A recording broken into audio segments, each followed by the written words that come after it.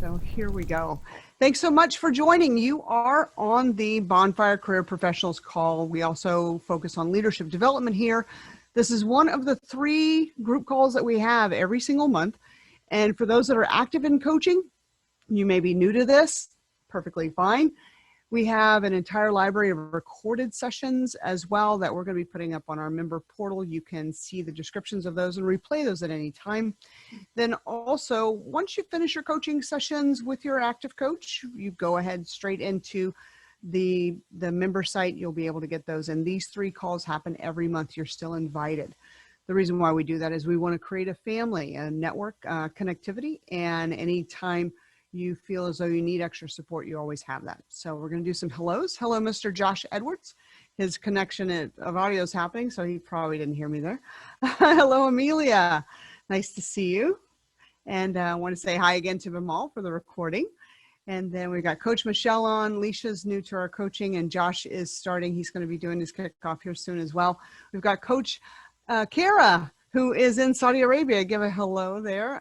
If you can't tell, she is a trainer. And so behind her, there's a lot of giant Post-its. So she organizes trainings for the Saudi Arabia Electric Company. So awesome. Not a small feat in any way. And then we've got Coach Larry in my Brady Bunch view. He's up in my corner here. So hi, Larry. Welcome. And then we've got the one and only amazing Pam. Hi, Pam.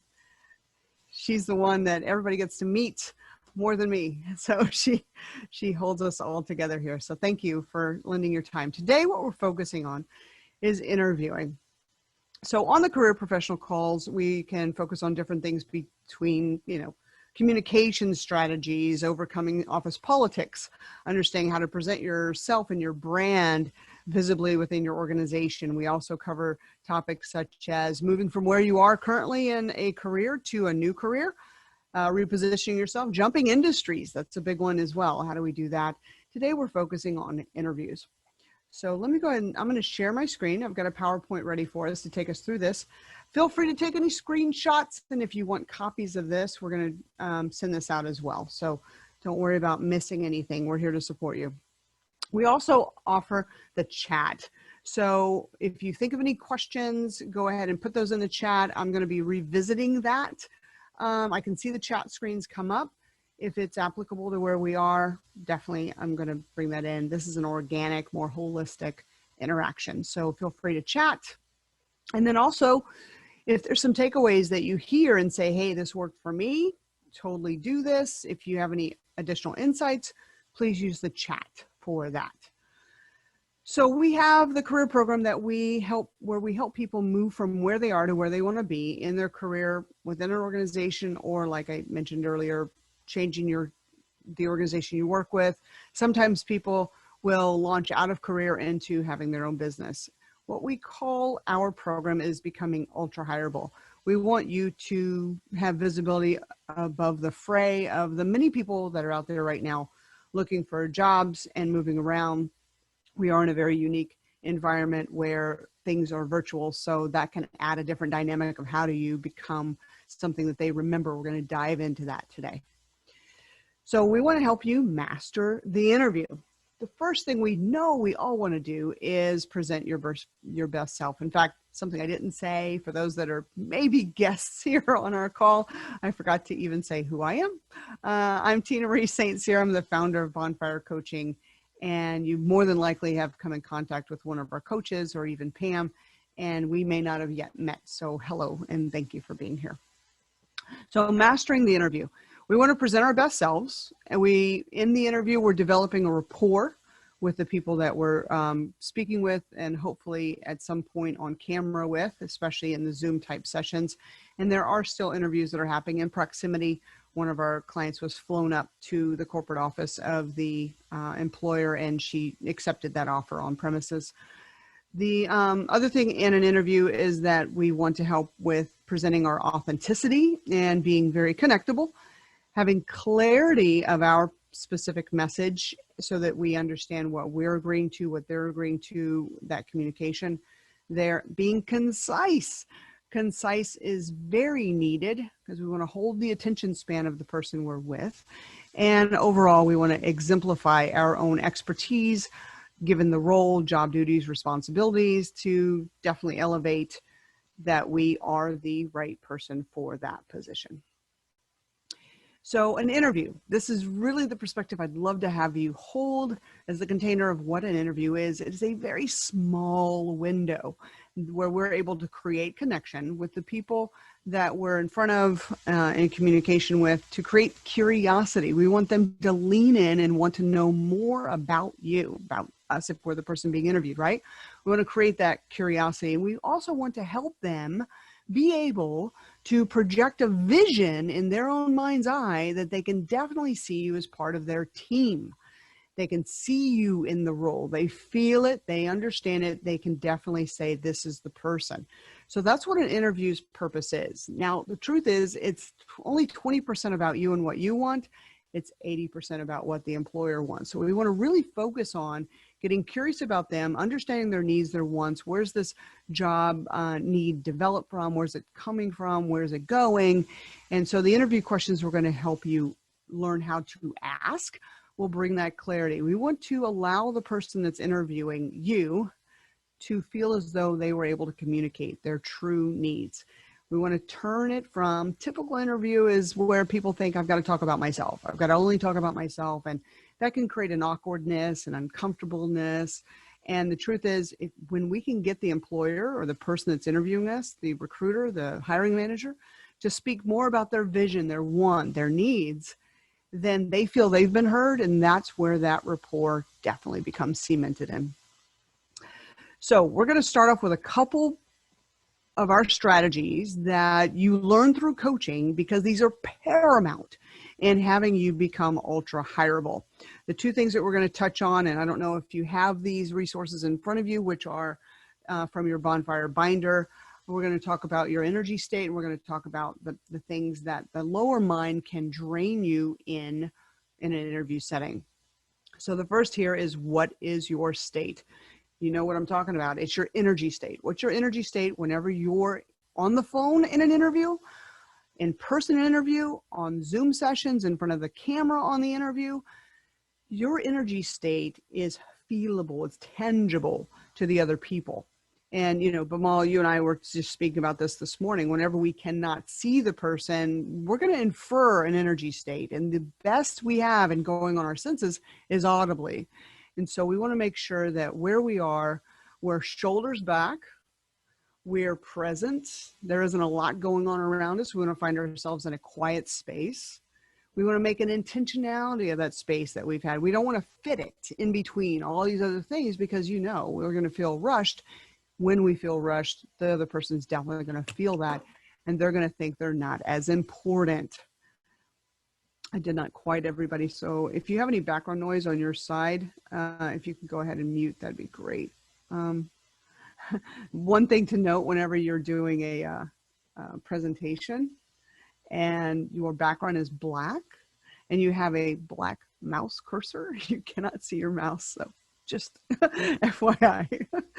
So here, what's your state? We want to be present. We want to be mindful. And we definitely want to be in a receptive way of being. That means that we are curious about learning about the other person. We're curious about learning more about this job, the roles, the responsibility in there. We definitely want to be empathetic about the other person, because, again, this is 80% about them, 20% about us. We want to feel as though we're connected, even though in these wonderful days and times, we're not as connected as we'd love to be in an interview setting. We want to be honest. We want to give ourselves the permission to be honest and forthcoming, because worst case scenario, we get picked for a position and we didn't have that authentic connection. And there was a part of us that I could have let them know this. Then you're in the role, and that inauthenticity will follow you. We'll have to heal that. It's not impossible, yet we want to have a great energy state going in. Courageous to ask the more uncomfortable questions. And definitely appreciative of the time, expressive of that appreciation, contribute to the conversation. I'm going to help you know how to do that through the questions you're going to be asking. Very aware, listen with a different level of ear, right? We want to start learning the human dynamics and applying those and be able to ask the question that may look like we're going a little deeper in there. That's going to have them realize that you're really paying attention, you're really wanting this, and knowing that it's all going to add to the best person being picked for the position. And of course, we want to be respectful. So this all adds up to our energy state, which we know in our framework with Bonfire is, are we from above the line or are we from below the line in our thinking? What we focus on will determine our energy state. Things we do not want to focus on. We do not want to focus on, oh my God, I hope they pick me. Or I really need this job. I've been unemployed for 8 months and I'm reaching this desperation. My savings is running out. So any pain points, any bit of desperateness or the anxiety or fear, if we feel those things in our system, they're going to feel it. And it's like this, you know, how we have magnets. And if you have two magnets and we put the same poles toward each other, it's repulsive. They can't connect. So we want to be very mindful and own our own energy state all the way through the interview process. It's just amazing. It's that attraction factor where people will definitely want to have you on their team. And that's how we create the effortless results in an interview. I'm working with a person right now where, you know, he's saying mindfully, I'm below the line of my thinking. I'm below the line of my thinking. I think I screwed it up or floundered. And where that's getting stuck is what we call the saboteur mindset here in our framework. Below the line is that I just wish they'd pick me. I hope they understand how I really am the best fit. Well, if we're high on hopium, trying to hope that they get it, or it's all about us and our lower mind is doing that thinking, you know, you can feel it in your system. There's an anxiety, there's a shortness of breath. It's just not a comfortable place. So shoulders back, breath in the system, get yourself in a mindset of it's working out for me, that the highest order regard, the highest outcome is definitely going to happen. It's going to be the best outcome for all parties involved. Whenever we come from a place where we're trying to prove something, proving is below the line. It's forcing it. And that's so painful. So we want to be connected, like I said before, rapport. We want to listen. We want to ask more questions. We want to participate. And that authenticity is going to be very attractive to the potential employer, right? Also, in an interview, you're asking the right questions because you do not want to say yes to the wrong job. So that's where we also, for ourselves, we want to be mindful. We want to be present through the process, not rush it. Haste makes waste. So we want to be very mindful through the whole thing and ask those questions that we're going to give you a few. Now, when you work with your coach, there's more. Today on our connection, we're going to talk about these. I'm going to give you some potential answers, and then we're going to open it up for dialogue because I want to hear some of the questions that you would love to also master. That's why we have these group sessions. So down here below the line, if you feel worried, that's not a good mindset to be in. Anger, jealousy, anxiety, any type of fear. We want to get yourself in state. You can use one of your 911s or your 411s with your coach. And 10 to 15 minutes before an interview, reach out to your coach, have it on the schedule. You're going to get in state together. Whenever you get in state, you're that prime, aware, mindful, present version of yourself that is totally going to create a great connection in the interview, right? Hold on. Cool. So the second tool set, so that was above the line, below the line tool set that we want you to utilize through your interviews and the rest of your life as well. The second is the 5 C's. The 5 C's are those trigger points, the ways of being, the ways of thinking, the way of communicating that will create that below the line effect.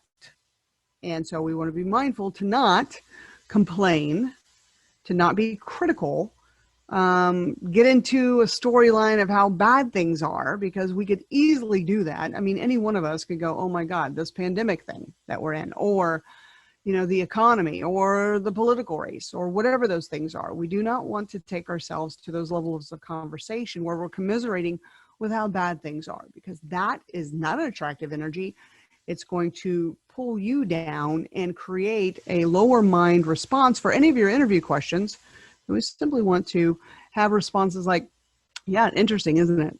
So that's literally a response that I give to those conversations where people are trying to pull the thread of, so how are you guys doing through the pandemic? Things are interesting right now, aren't they?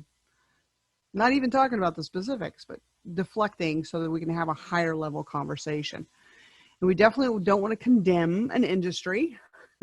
We could have, negative thoughts or talk around, the oil and gas industry or different things like that. We want to, move away from judgment and comparing employers, comparing situations, comparing cities, comparing bosses, comparing anything like that. It's definitely a draining energy.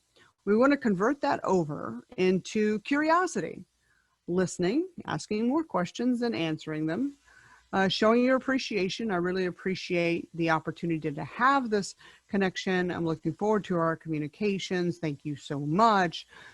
Having those levels of gratitude in your communication. Follow up is key as well. Following up with a thank you letter, thank you email. Those are needed in the process to elevate you in the consideration. And we've spoken about a couple of these. Moving from a 5C way of communicating, thinking regarding the process to something where you're definitely finding an above the line response. If you've been in the interview process for many, many months, it can feel draining. It can get frustrating. It can be painful, definitely. So we want to also be mindful of what energy state do you have outside of the interviews? Are you having conversations in your family unit or with other cohorts or friends where you're complaining about the length of a process, the things not working? Because whenever we have 5C responses in our lives, we fuel that below the line energy, and I guarantee it's going to stall any grace or benefit or opportunities knocking at your door. So here we go. We're dropping into now the questions that we want you to be able to answer effortlessly with grace and have thought through. Now, this is simply a fraction of the questions that we have. Whenever you're in a coaching program, when you're at that stage and you're ready, your coach has an amazing amount of questions that you want to be able to prepare. They're not all going to fit the need or the level at which you're coming in as a job. However, we want to parse those things out and give you the opportunity to look through them and say, yes, I want to be able to answer that one. If you get a question that isn't on that list that caused you pause or hesitation or maybe a stumble, we also welcome, let us know what those questions were. There's one that was from a Google interview. It was very interesting. Google and Amazon are known for being really hard interviews. And in fact, Google has backed off on their bad boy type of stance on how they come across in their hiring process, and they've wanted to be a kinder, more gentler Google. But one of the questions that came up in one of our project leads that interviewed with Google was, if you were able to change the world, what would be the thing what would you do in order to change the world? I mean, talk about a huge question. I mean, where do you go with that? So these questions that we have here are the ones that are typical in interviews that you want to be able to think through and already have your answers at the ready.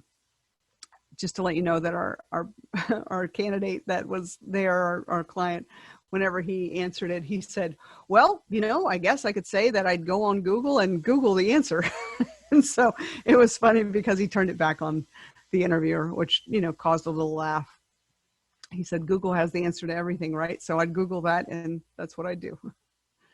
So here, tell me about your last position.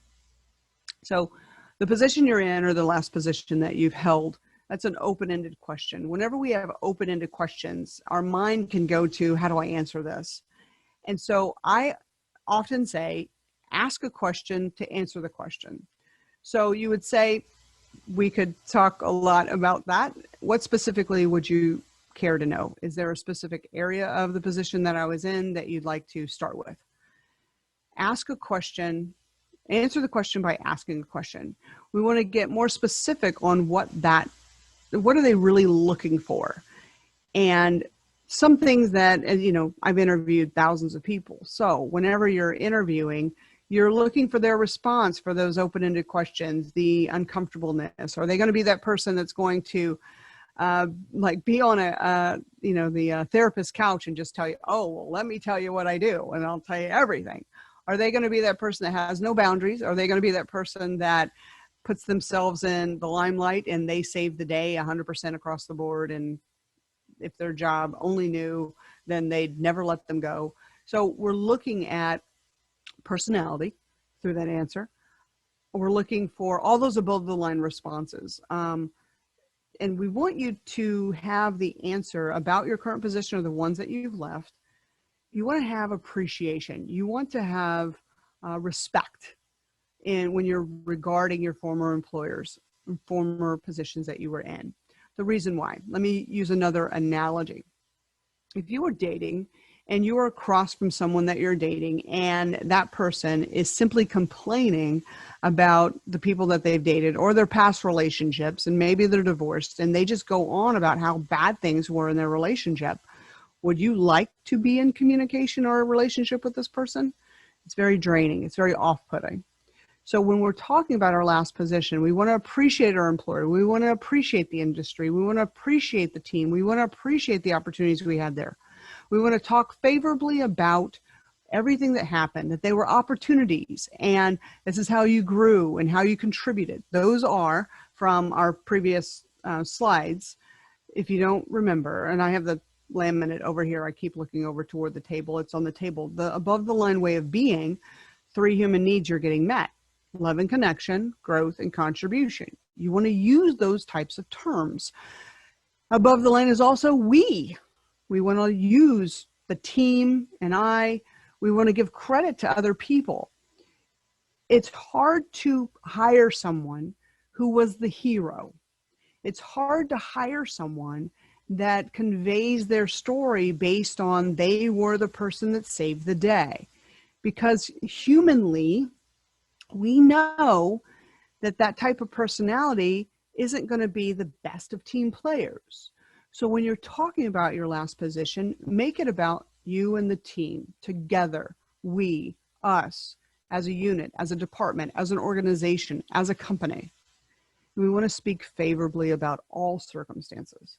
Now, if you have any questions about this, because that one we can piece out a little bit more, please, let's come back to some questions and I can dive in deeper on specific answers that you would like to have more ways to communicate specifically for your needs, okay? Number 2, why did you leave your last position? Well, we're working with a lot of people right now that were furloughed or laid off, or they were packaged in some way. So those can be, it's definitely the truth in many cases. We don't want to term it that way. Simply saying, well, I was furloughed, that's a below the line response. Why is that a below the line response, Tina Marie? It's true. However, it seems like it's a bit of an excuse drain. So the way we would do that is say, given the current economic standpoint, my company had to make some decisions that help them thrive through this economic pandemic. And it makes sense that there are certain people in certain positions that were more easy to let go. I happen to fall into one of those. It simply makes sense. So that's respectful. It's honoring of the situation. You're not a victim through the situation. It wasn't as though they passed you over. There was one person that I worked with earlier in the year, and he said they just made blanket cuts. They didn't even consider any of us. They didn't even look at what we were doing, and they cut me and my entire team. And the truth is, we're in that place of innovation. And if they would have only, taken consideration of that, that was probably the one thing that's going to save them economically based on everything that's going on. So what did he do there? He was placing himself and his team as the savior energy, and he was placing the employer in the situation where the perspective where they're dumb and they weren't mindful. And if they had only known. And if you haven't yet worked with your coach on the boxes framework, the boxes strategy, that person's mindset is in the I'm better than box, definitely in the I deserve box, a little bit of a brat there. Must be seen as, while we're talking from a coaching situation, the one that was not considered, and he was also a victim to the circumstance. So anytime we're coming from a in the box type mentality, we are not hireable. I mean, we smell it. Every single one of us is really smart, and we pick up on people's energies, and we pick up on their lack of authenticity, or we're going to forward project. Do I want to work with this person? If they're complaining, if they're positioning their employer as not as smart as they could have been, in the future, they're going to do the same here. So it doesn't make you hireable in any way. They're not going to call you back. So why you left your last position is appropriate answers, or answers that are very connecting and above the line. I loved how I was able to contribute in my position. Everything about my position, I could look back on it and say it was, I contributed, I grew, the department did, the organization did. I've simply come to a place in my career where I know I'd love more, and I'm looking at different opportunities to bring who I am and what I've done to another organization so I can help them grow, they can help me grow. It's going to definitely be more contributory to a greater use of my talents. So we're not speaking bad about the employer. We're above the line in what I would love, want to connect. I'm growing, bringing that growth to another employer, contributing. So all of those terms and language create that receptivity and connection. Sometimes right now, some of the companies are closing. And so I've had a couple situations where in the entertainment industry and in the event production industry where everyone is laid off because the company had to close its doors. How do you talk about that? It's like, unfortunately, given some economic, pressures right now, the company, which I loved working, it had to close its doors. So I really look forward to joining another firm. And I'm hoping that everybody I worked with, including all of our managers, find really great positions, because the company was a great company, and it's a heartbreak to know that they had to close their doors. Again, respect, honor, and that forward progression of your next steps. What were your responsibilities? Number 3, this is where you could go on forever. And this is where you ask a question to answer the question. They have your resume. They have things in front of them. So you could just start talking. However, you may not be answering their question. So I had a number of responsibilities there, as you can see on my resume. Which of those responsibilities that you see there are prime for us to speak about today, given the job description and your time available for this interview? What would you like to know specifically out of what you're looking for? And so driving them more to specifics, asking them questions so that you're not simply go off what you want them to know or what's top of mind for you, because it may not even be a match. You may be doing this. So you want to ask those questions to get very specific. And on this next slide, whenever I pull it up, you're going to see how you're going to use what's called your epic story to answer that question even better. It's so fun. Look at how we're doing on time. Okay, so number 4, explain the gap in your resume. Oh, are these painful things?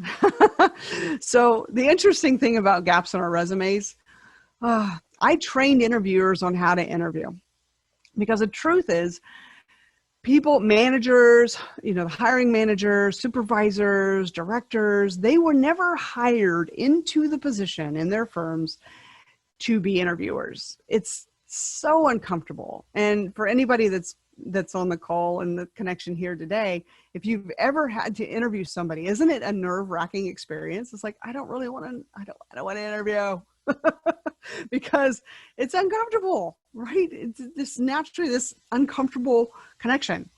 So I worked with interviewers, and one of the questions that's like boilerplate, needs to be completely eradicated, is, so help me understand the gaps in your resume.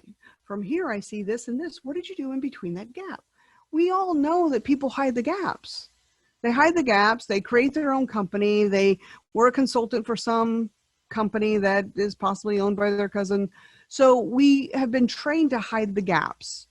And the problem there is it puts us in a state where we're now inauthentic. We're not telling the truth, possibly. We're stretching to not have 8-month, 9-month, year-long gap in our resume look like it's a deficit to who we are as a person, a contributor, and definitely to our character. So this is what I would advise whenever you see a gap in your resume. you would say, thank you so much. Thank you is appreciation, right? Thank you so much for pointing that out. I'm glad you saw that. The truth is there were some circumstances that had me leave that position, and it's not as though I was not busy through that entire gap. What I was doing in that is we want to say where we were growing. Guaranteed, we learned some new skills. We picked up some new certifications, possibly online learning. You reflected on what you would truly want in your next position. You shored up the things that were working in your life, those things that you wanted to grow in. Again, all above the line, right? So we want to fill that gap with ways you grew. Fill the gap with the plan that you had to get your next career. People are what they're looking for is that you weren't sitting on a couch watching Netflix. They're making sure that you didn't just go on unemployment. They're wanting to make sure that you didn't waste that time in between the positions, and that you actually were executing a plan that was systematic and thought through. So communicating that is paramount, because the best professionals aren't the ones sitting on the fence. They're busy as soon as possible. And if you have more questions about that, whenever we open up for discussion, let's dive into it more.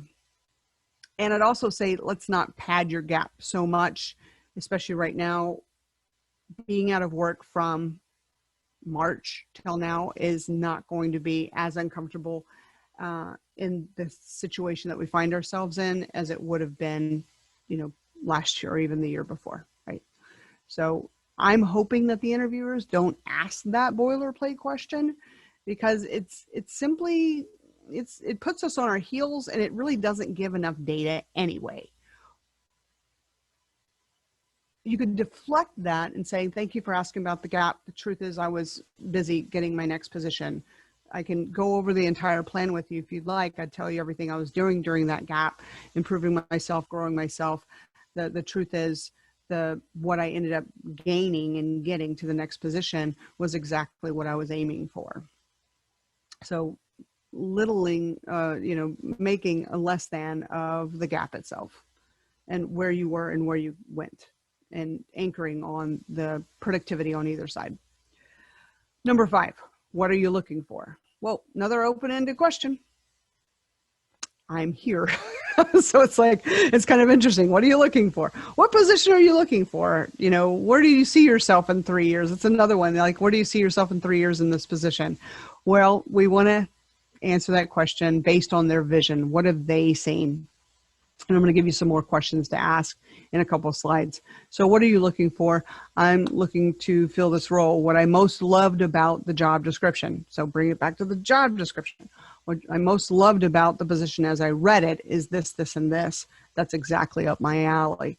So you're bringing it back to what the employers already let you see and have the relevance of what they're supposed to be asking about, right?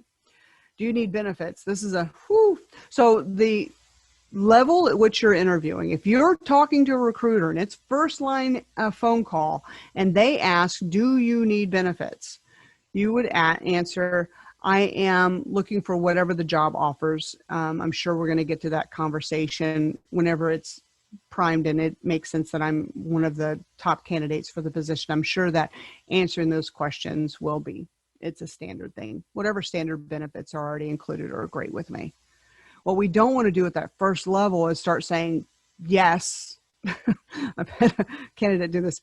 Yes, my wife just got laid off too. So whatever my benefits are going to be for the family. Don't do it. Don't talk benefits. We don't really, just say the standard benefits. Whatever's already defined with the job will be perfect. Now, whenever you get to those second and third interviews and you're really going to get an offer on the table, you'll know it's a different energy. When you can feel as though they'll say this, we'd like to make an offer. This is where we're going to start talking about what are the benefits with the package. And so you're going to work with your coach to negotiate those things. And in fact, you've already done that at some level with your 3-part list, and your benefits need to be on that first column. The benefits that are standard are, 3 to 4 weeks vacation, depending on where you are in your career. Also, what level of bonus are you at? What level of title and the potential for future bonus, just having those conversations. you would ask things like, do you have a 401k plan? We're not going to say, do you do matching? Because we're going to offer them, whenever you say, do you have a 401k plan, and what's that typical structure? They're going to offer that answer to you, as opposed to it looking like a demand that you have to them. Whenever we're talking about compensation, which is number 7, again, the first level interviews with the baseline recruiter, right? With the first level interviews, the compensation is going to be structured in, I'm agreeable to the range at which this job is posted. If they haven't posted the range, you say, what range is the job posted in? I'm certain that you're within industry standards. I'm looking for industry standard compensation. We don't want to show our hand too soon to a recruiter. If you're working with a placement agency or someone who's going to help find your position, of course, you're going to be more forthcoming with that, because theoretically they're supposed to be representing you at that level. It's not always true. However, get a range, and the range is going to have like a $50,000 range in there. Make sure that you have do some industry standard investigation research. Your coach can help you with that. And then you're going to have the outside line on that. Now, depending on the geographic area, that's also going to impact your compensation plan. So you want to make sure, and your coach is going to be asking you, what area of the country or of the world do you want to work in? We need to do the research on that compensation to make sure that you're not leaving money on the table, right? Again, if you're thinking of any questions, please put those in the chat and make note of those. So back to this, whenever they start asking, tell me about your last position, or what are your responsibilities, this is where your epic story comes into play. Now, we have the epic story framework. This is where you say the big idea that you have had. In fact, let me get to that, because I want to go through number 1, 2, 3 here on the slide. People learn through stories. They will get to know you, feel connected to you whenever they can hear a story that is relevant to what they're looking for, and they can create that vision of you as part of the team in the organization filling the role. They're not going to paint that story in their mind's eye by simply hearing, I did this, I did that. If you use the words I and me and my, unfortunately, it's off-putting. So I'm going to help you understand how to tell your epic story from a place that's connecting. They remember you based on pictures. When you can paint a picture and allow them to paint a picture in their own mind's eye of a similar situation going on within their organization, they're going to anchor you as the visual in that role. If anybody's ever listened to radio, and I know, Coach Larry, you were on radio. I was on radio for 5 years. And then in TV, I love radio more, because in radio, you can paint a picture. You tell a story. The intonations of your voice, the colors you can say, and the painting of a picture, and that the imaginative mind wants to place themselves in that story. And that's why when we read books, we listen to podcasts, we listen to audiobooks, things of that nature, there's a part of us putting ourselves in that story. We're creating that connectivity. When we can create that connectivity in an interview, they're going to remember you. They're going to feel like they're already connected to you. And that's why telling your epic story and learning how to do that through an interview is paramount. So number 3 here is, you do need to create the relevant pictures through the example of the work that you've already done that is relevant to the job description and the needs that they have. So here's the 3-part pieces of building the epic story. Please work with your coach on building your epic story, and then practice that in an interview setting. You're going to have big ideas. Big ideas are those anchors of the way you see the world, the way you see your role, the way you've seen those things that come out and exemplify themselves through your career.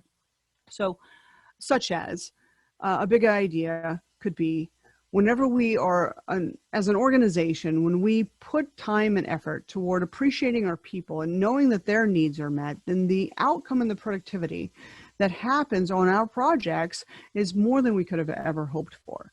That may be said by a project manager, right? Another big idea could be, I believe that there's a blend of the use of technology that creates a balance within an organization such that we use the proven technology to create that foundation of movement. And we also have a percentage of the technology we're using to be out there on the edge so that we retain an innovative feel within our organization. So you're going to have big ideas that are important to you as an individual, right? Those big ideas are going to merge with the second set here, which are the problems that you faced. So that growing our people and meeting their needs, that brings, and it could be HR that's doing that too, project management HR, is that you could talk about a problem that you faced in past jobs that we want to be specific enough to be believable, relevant enough to be connectable. So you may use, that brings me to the remembering a time where one of my business unit managers came to me and said that he was having problems within his team because someone was creating a negative response, and he wanted my help as HRBP, the Human Resources Business Partner, to learn how to create more connectivity in his team. So what we did is we mapped the different needs that each one of his team members have. And he knew that there were certain people that were causing this disruption.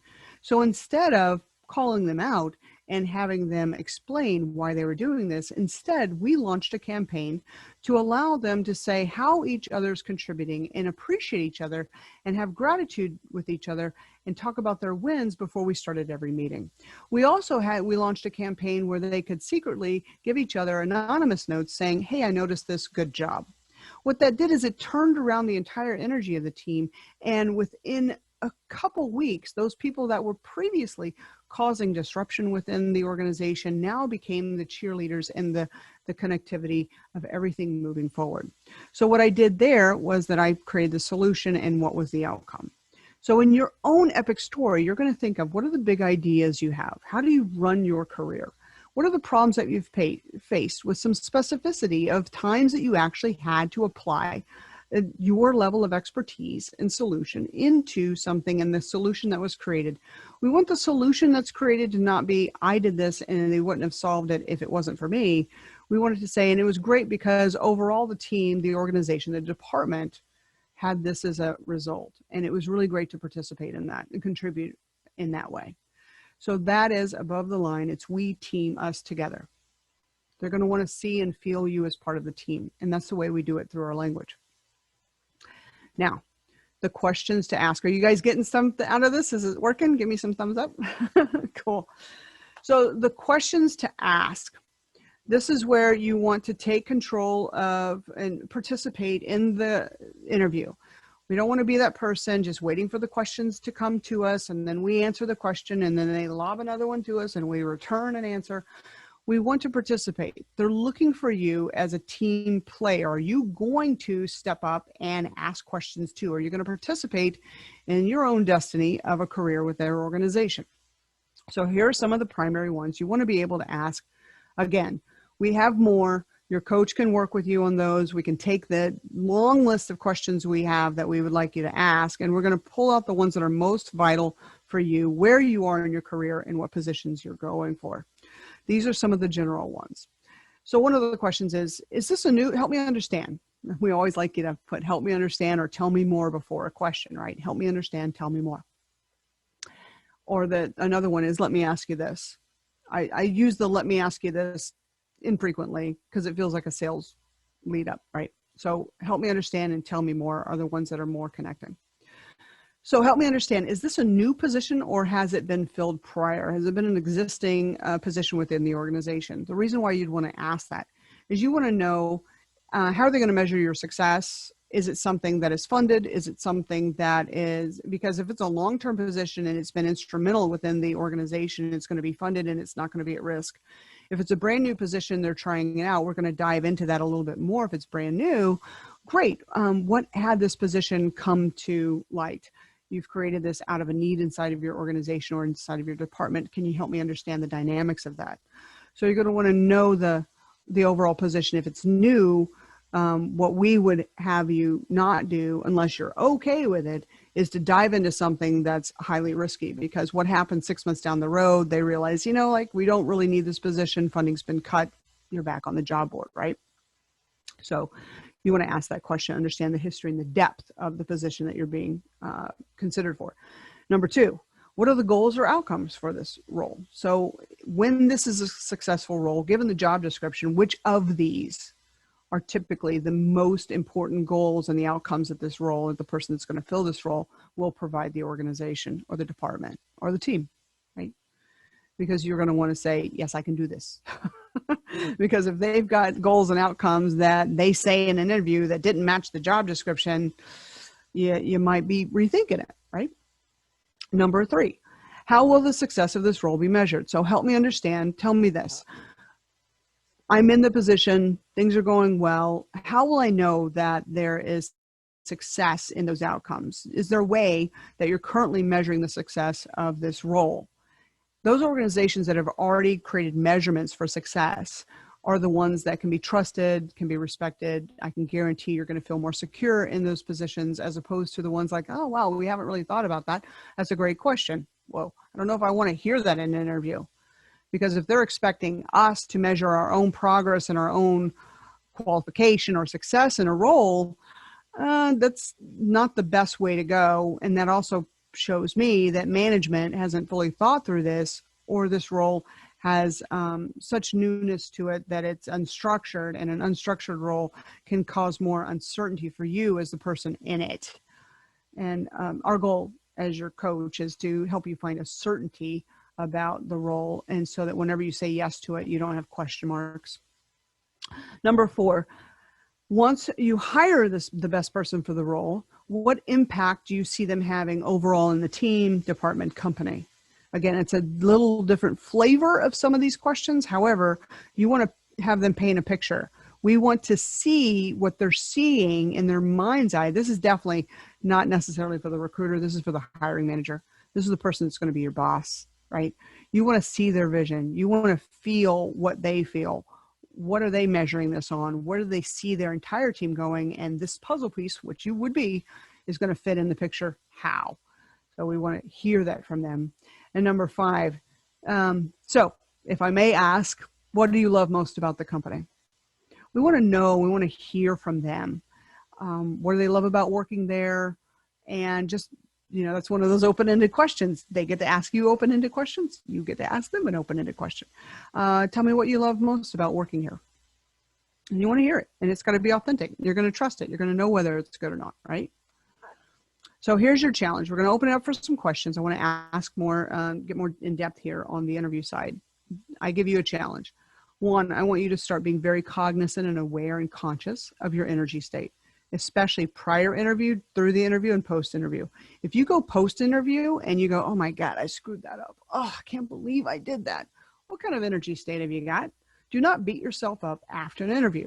You simply reconnect with your coach, and your coach would love, love, love to be with you right before the interview and right after the interview.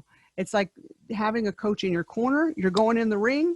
We want to be there whenever you come back out so we can say how to go. And you group. You realize they asked this question. I don't think I answered it well. Okay, great. We're going to find an answer for that one. Way to go. What else? So wherever there's data points, you want to make notes. In fact, go into the interview with a pad and pencil, pen, and you want to be able to take notes and let your interviewers know, I'm going to be taking some notes for this. Just want to let you know.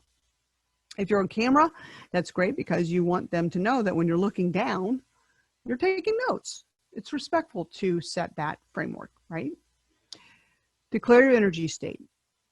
This is the most important thing in the entire interview process. If your energy state is neutral or below the line, you're not hireable. And if they hire you, they're in desperate energy. They're wanting to be rescued. You don't want to go into that position. So your energy state is going to determine your happiness and fulfillment in your next career. Guaranteed. Also, breathe, relax, and find your own confidence. I'm great at this. This is what I'm good at. This is where I'm growing. It's not pumping yourself up. It's telling the truth. And so find your state, what you're ready for, and bring that to the interview in all your wonderful glory. You're not needing to prove anything. Simply be you, right? And then write and rehearse your epic story. Work with your coach on your epic story. You want to be able to give some valid, relevant, mindful, precise cases where you have had a big idea, you've had a challenge or a problem that faced you, and you've helped with that solution. And you want to be able to have that roll off the tongue and know that you've rehearsed it. When you're prepared, you're less nervous. If you haven't prepared, oh my God, it's going to be so anxious making. So we want to have your epic story there. You're going to have 3 to 5 cases where you've come and helped things move forward. And some of you have amazing experience. So we want to be concise in that too. Remember that first slide, clarity and concise. We want to be concise because you could talk forever and there's a limited amount of time in the interview. We want to make sure that they have enough time to interview you. It's 20% about you, 80% about them, right? And we also want to verify, do you think I conveyed what you wanted to gain today in this interview, this time together? I wanted to make sure that I've answered your questions and you have a good picture of who I am and how I can fit in the team. Then you also get to ask the question, what are the next steps here? What can I expect? They want to know that you're going to ask those questions because it shows your interest and it shows your professionalism, right? We don't want to end an interview like, okay, thanks, bye. Because then they're going to go, well, they weren't into me. They weren't so into me. So whatever, we want to know what the next steps are, what you could expect, timing. Should I follow up with you? Or are you going to follow up with me? I don't want to disrespect your time. Would it be okay if I call you in about 48 hours or something of that nature? Set a tone of the connectivity and the forward movement progression. If you're interested in the job, if you're running screaming from the room, do not follow up. Or just go, thank you very much for your time. You would shut off that interview based on what you feel. And if you definitely know it's not a fit, right? Own your boundaries. So I'm going to open this up for some discussions. Hit exit here.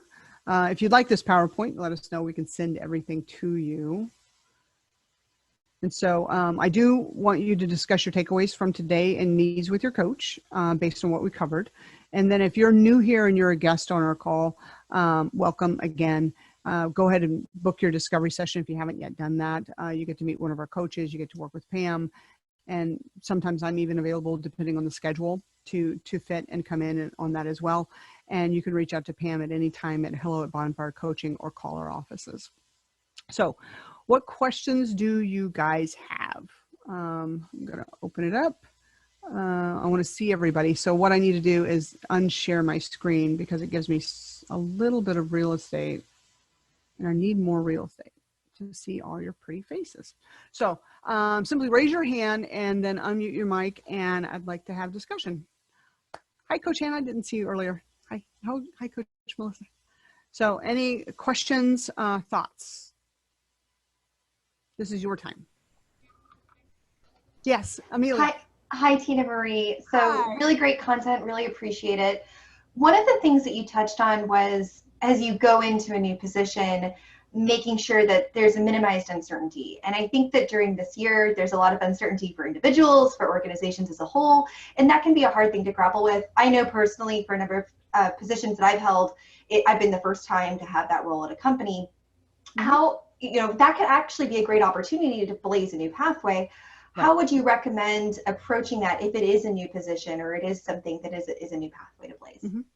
So it is, you're right, Amelia, it is a great opportunity to have that. And if in your life circumstances, you have that availability to take that risk, not everybody does, then you want to own it, right? So in order to do that, you'd want to work in, so more communication than less is often really great because in a new position, it's being defined.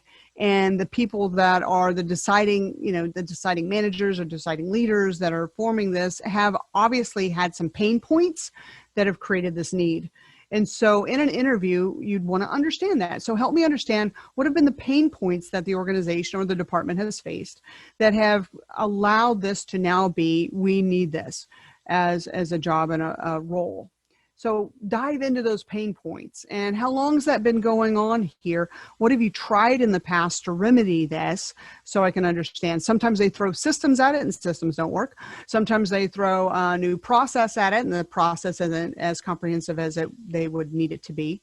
So get a full picture of the pain, and you can ask permission. If you don't mind, can I please ask a couple questions of how this role developed, and get that. Now, let's say you're in the position, you've taken it on.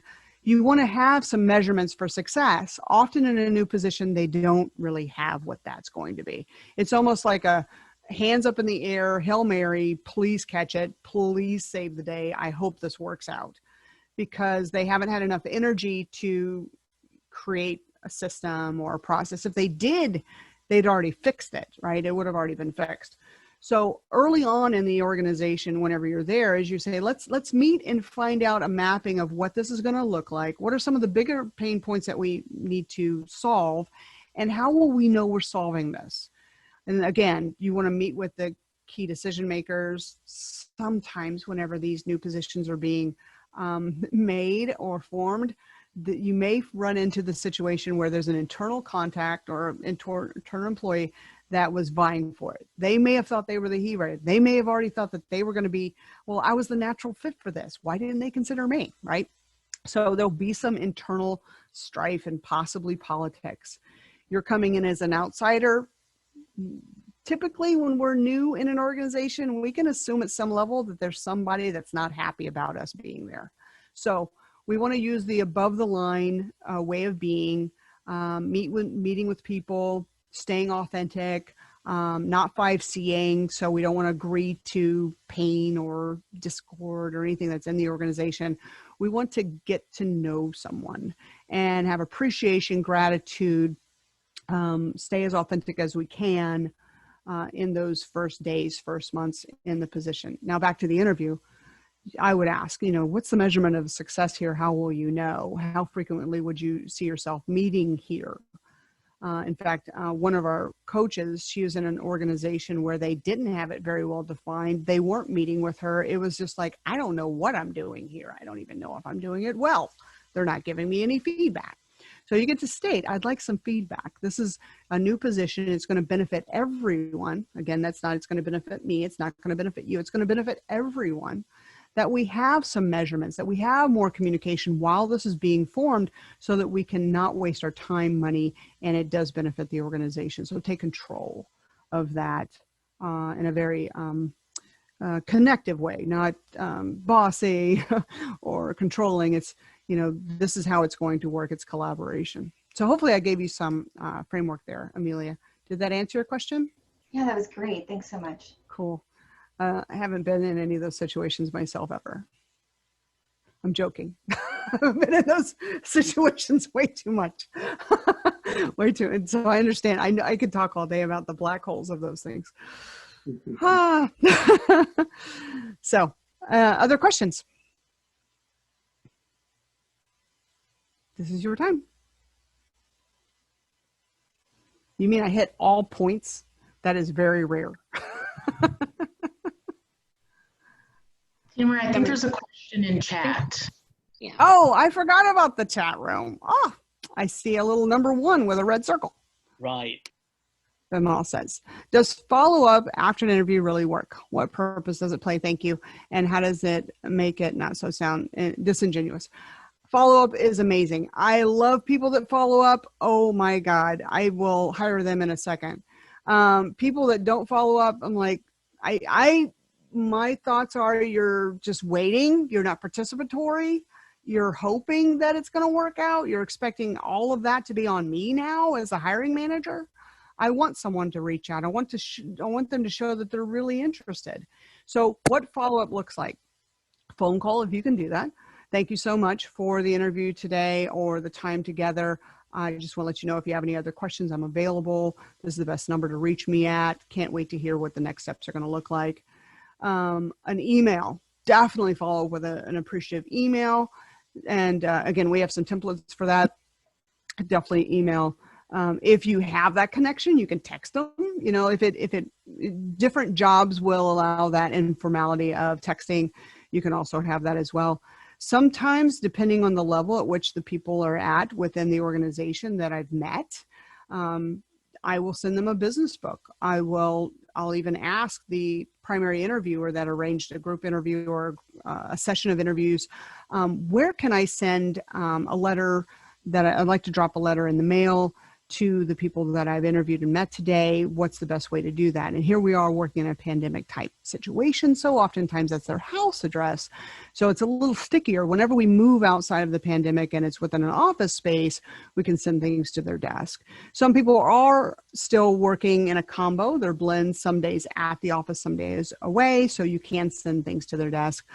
Great business books. You search the New York Times bestseller list right now and see what's trending, and then purchase those books, put a nice little card inside with your handwritten thank you, and ship it off to their desk. It means so much. It's professional. It's executive level. It's just that cherry on top of the image that you bring to the table. Anybody else have any examples of follow-up that you have done, and how did that work? What seemed to work, and what are some of your suggestions?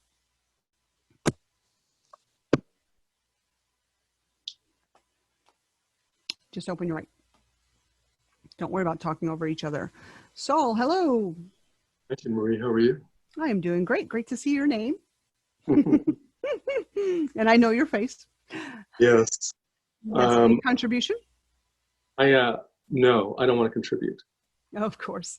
No, I got a snail mail letter from a person that I interviewed for a role, and that really meant a lot. It was a card. It was in really, really nice penmanship, and it was a thoughtful card, meaning there was thought behind it, thought behind the recollections of the interview, and that went a long, long way. Wonderful. And I totally get you, because when people don't get back to me, that also means a lot to me. Mm-hmm. Yes, it's like they do not want the position, is what I sum it up to. Yeah. Mm-hmm. Definitely. And I'm not going to reach to connect with them if I haven't heard from them. Yeah, one of my old partners at my old law firm told me, what did he say? He said, I have never lost a client whose feet have been beneath my dinner table. And I really feel I was reminded of that whenever when I got that snail mail letter, because that person really stayed in my memory just by virtue of that letter, and it was even that much harder to say no. Yeah, exactly. Yeah, I understand that too. It's like a connection that is energetically. It's almost like it's harder to say no to that person and to let them down because they've taken such interest. That's right. Definitely. Yeah. Thank you for your contribution, Saul. Who else? Have you had any follow-up, either on the hiring, you've been the hiring manager and you've had that follow-up happen and it left a mark, or you've actually done some follow-up and it actually worked in your behalf, or you got that feedback that it had you stand out? Yes, Jeff. So as somebody that I was hiring and interviewing and hiring for a position, somebody that I interviewed sent me a basketball with a note that said, stop bouncing around, looking around for your new, hire, and just hire me. And I thought, okay, well, the interview didn't go well, but I like the follow-up. And that was very interesting. I've interviewed, I don't know how many people in my career, never received a basketball, never received anything like a basketball, but I remember it. Definitely. That's fun. I received a dollar bill a crisp, new dollar bill. And it said, if you would like to make millions together, this is just the beginning. I loved it. I'm like, hey, yeah, let's do this. It was fun. It's definitely not outside of company scope to get a dollar bill. So hopefully this has been beneficial to you. And I love having these moments together as a group. and connecting on this intention of improving ourselves and really going to that next level in our career and in our life overall.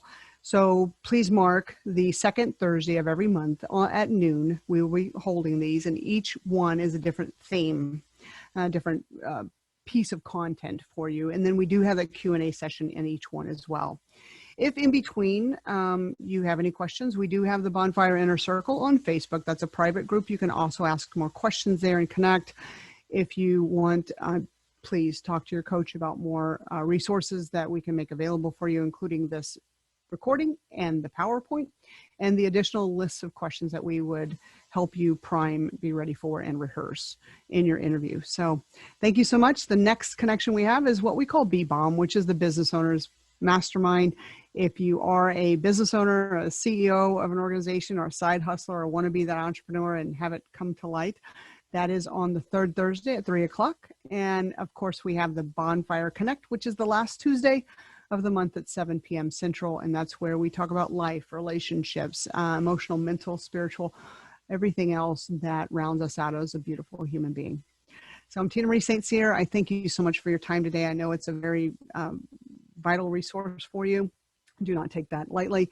We're always here for you at Bonfire, and for anybody that you know is also reaching to connect themselves to that next level that they know their life can be.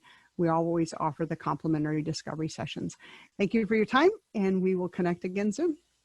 See you in a coaching session. Bye-bye.